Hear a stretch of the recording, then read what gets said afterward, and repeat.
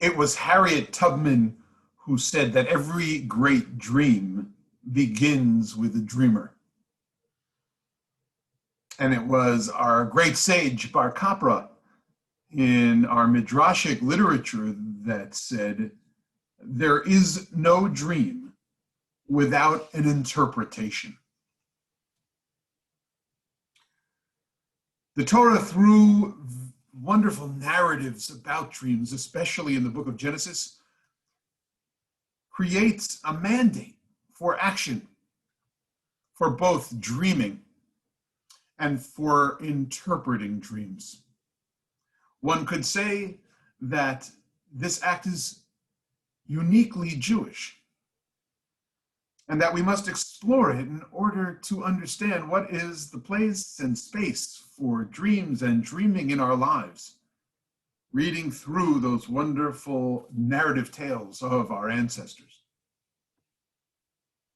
The Talmud, already in its first Masechet, the first tractate of Brachot on page 55, has Rav Chisda report to us and teach us Chalma delo mefasher. A dream without an interpretation is ke'ir grata delo makre. It's like a letter that was never opened and not read. How could you leave that wonderfully handwritten letter with the return address just up in the corner, so, and the stamp beside it, cancel, addressed personally to you? How could you leave it without opening it and reading it? Rav Chisda would go on, and understanding that our dream lives contain both nightmares, dreams that we remain curious about, and even those that we do not remember. He would say, Achama bisha adif. A bad dream may even be preferable than a good one. Chama bisha, it's vute. A bad dream may indeed make you sad, make you stir, but it brings the heart to understand suffering in the world, repentance necessary in our lives. Umistaye, he says it helps us to have that dream life and dream world come alive. It is part of a divine reality, a divine right for human beings. And we're helped along if we get enough sleep and commit to such a dream life. A bad dream can stir sorrow and remorse, lead to tshuva, to repentance, lead to solution making for lives with a little bit more of goodness reflected in the waking hours. A good dream, it too, mistaye, it too can help. Of course, he hopes for some good dreams. We learn to be grateful for some good dreams, some great dreams only happen in the dream world we are allowed to experience. God grants us beautiful and wonderful and good dreams, portraits of ourselves in the most satisfying places or with experiences, gifts and pleasures, but allow them to be truly satisfying in the dream world of your life experience. Rav Chisda, I believe, is saying to us in the Gemara that sometimes dreams themselves, though they may never be entirely fulfilled in the way we dreamed them, in the land of the living, in the physical existence that we experience, we should be grateful because of the possibilities that the very dreams themselves created in our lives. The joy that can rise, the promise of all they hold. For it was Joseph himself who taught us how to live without dreams being entirely fulfilled. If you recall, Joseph had two dreams at the beginning of his life, And he said that the sun, the moon, and the stars would ultimately bow down to him. But in fact, when his brothers came, and even when his father was brought to Egypt, his beloved mother Rachel could not be part of the group who respected Yosef, who came to Egypt to be reunited, to be a family once more. Amar Rav Brachia, it was Rav Brachia in the Gemara who said, Halom afal pi shemikitzato mitkayem, even though just a little bit of a dream, or the majority part of a dream, may be fulfilled in our lives. Kulo eino mitkayem. It might just be that all of it cannot be crystallized. Minalan, and from whom do we learn this? How do we learn this? Yosef, from Joseph, the dreamer. Dichtiv vehine hashemesh v'hayareach. He said that both his mother and his father would be part of that wonderful reunion in his dreams, but he had to live with the fact, the reality, that his mother was no longer alive. In our dreams, we sometimes see those who we love who are only existent in the land of the souls, who are no longer here on this earth, who are no longer here in this life. Just this past week, I was struck by such a deep and spiritual conversation I had with someone who experienced a loss in our community. And like him, I too have longed for the experience of having my father, alav shalom, or others I love, my grandparents, come visit me in dreams. And I work consciously and with determination to try to meet them and to try to see them and to try to make the bridge to them in the landscape of my own dream life. Now, don't call that too crazy, because there's spiritual ascension that's possible. As the Gemara said, Rav Chisda taught, the joy and simcha that could come through a bishi, the chalma tova, the good dream that we dream, and that we should be satisfied with that experience and those connections we have within the dreamscape of our lives. This could possibly be for satisfying our heart's desires and appreciating our lives in a much more expansive way than we think about. But let me turn to a more scientific approach to thinking about how we might even be a little bit more masters of our own dream lives than we think. In a recent Scientific American blog entry and article, writer of the article, How Can You Control Your Dreams, Jordan Light, asked Deirdre Barrett, author of the book, The Committee of Sleep, How Artists, Scientists, and Athletes Use Dreams for Creative Problem Solving, and how you can too. All about dream control strategies and why they do or why they don't work and how they might be implemented in our everyday lives. Asking more spiritually from my perspective, I wondered, can we truly open the gateway to those who exist only in the soul world, the dreamscapes, the dream vision of our lives? And what other kinds of dreams might I hope for, might I use in order to receive it like a letter, yet to be opened, read for the possibility that it could provide some new insight or even solutions to problems. Now, this scientific researcher, Deirdre Barrett, from Harvard Medical School, she's an assistant clinical professor of psychology, says that during our dreams, certain regions of our brain are more active than others.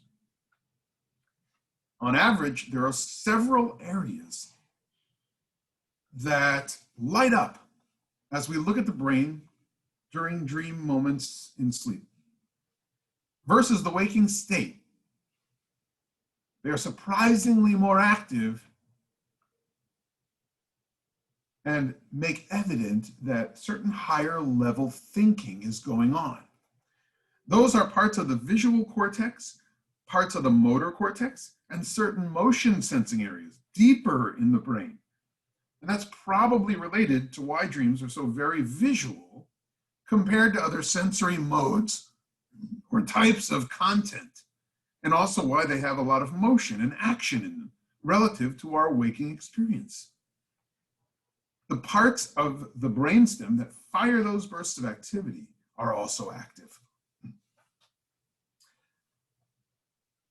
The writer asks, given that there's higher level thinking going on in our dreams, to what extent can we control them?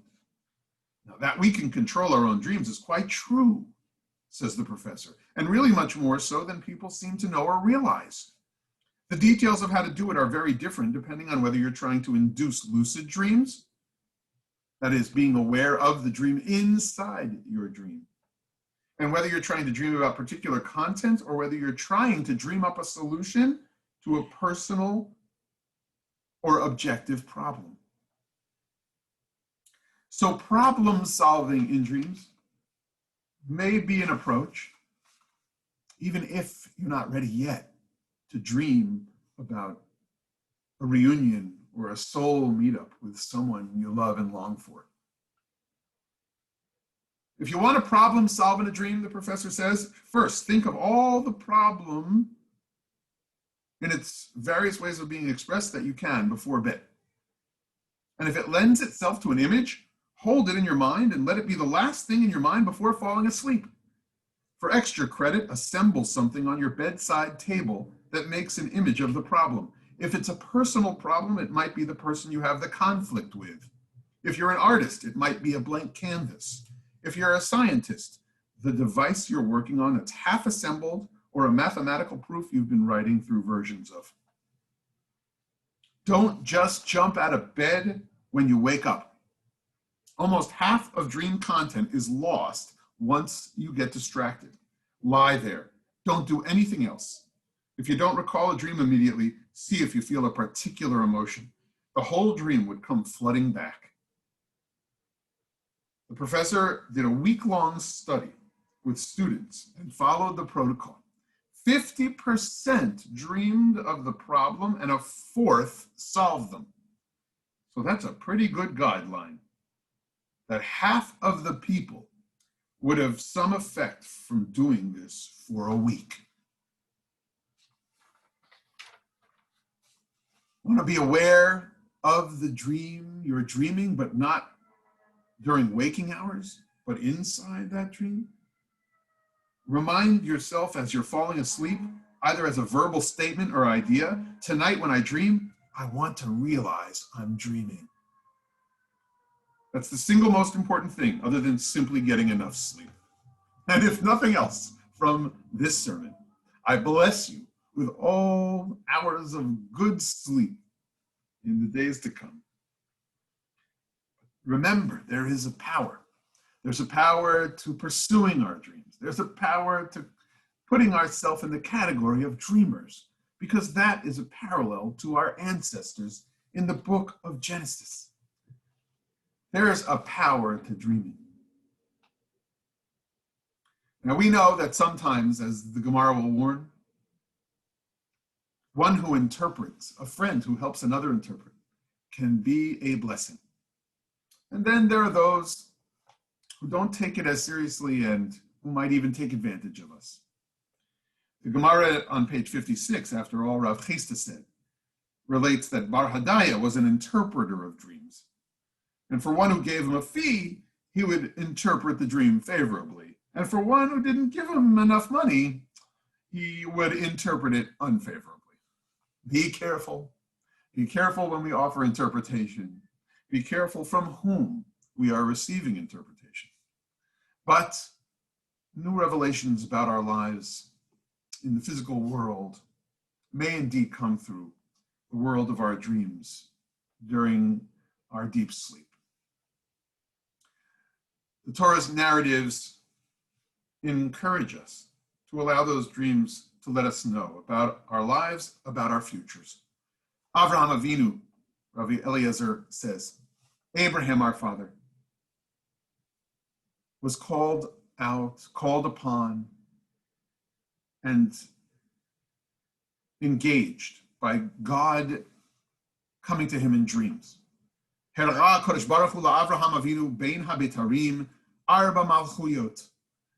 promised Abraham that your people will survive, your children will flourish, despite the fact that empires will rise and fall. And the same was said about Yaakov's dream, Sulam Yaakov, his ladder, that one interpretation was he saw empires, civilizations rise and fall, and yet the Jewish people would survive. Joseph figured out how to help civilizations survive with his interpretation of Pharaoh's dreams. And through his own dreams, Miktato, though only partly recognized and realized in his life, he was able to find the strength to make them real. In his dream world, I bet that Yosef had a deep connection with his mother Rachel. There are those who have dreamed in our time to figure out solutions to problems or how to create order in the world. There is the story of the trailblazing chemist Dmitry Mendeleev, who was born in 1834 in Siberia and lived till 1907. He came to scientific greatness via an unlikely path, overcoming so many odds. He was born among 11 or 17 children, biographers can't agree. His father was a professor of fine arts, philosophy, and politics. He grew blind and lost his teaching position, though.